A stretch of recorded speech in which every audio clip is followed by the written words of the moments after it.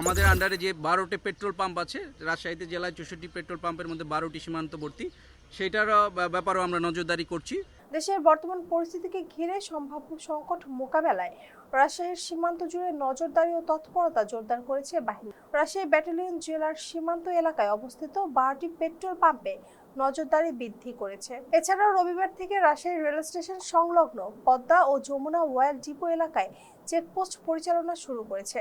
এমনকি সীমান্ত এলাকায় পদ্মার চরেও নজরদারি বৃদ্ধি করা হয়েছে। পার্শ্ববর্তী দেশ ভারতে বাংলাদেশের চাইতে তেলের জ্বালানি তেলের মূল্য জীবন অবাক না করলে কে করবে? 28% মিল্ক ফ্যাটের অবাক করার সাথে ফ্রেশ মিল্ক পাউডার। জীবন অবাক করুক প্রতিদিন। বেশি কাজেই বিদ্যমান বিশ্ব পরিস্থিতির কারণে একটি অসাধু চক্র জ্বালানি তেল মজুদের পাশাপাশি অধিক মূল্যে বিক্রয়ের আশায় তা সীমান্ত দিয়ে পাচারের চেষ্টা করে আসছে। রাজশাহী ব্যাটালিয়ন অন বিজিবির অধিনায়ক লেফটেন্যান্ট কর্নেল রিয়াজ শাহরিয়ার জানায়, বিদ্যমান পরিস্থিতিতে কেউ যেন জ্বালানি তেল অবৈধভাবে মজুত করতে না পারে এবং সীমান্ত দিয়ে যাতে তা কেউ পাচার করতে না পারে সেজন্য টহলের পাশাপাশি গোয়েন্দা নজরদারি বৃদ্ধি করা হয়েছে।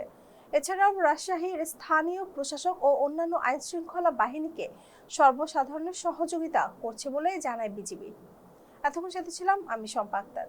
ফেস দ্য পিপলের সাথে থাকার জন্য ধন্যবাদ।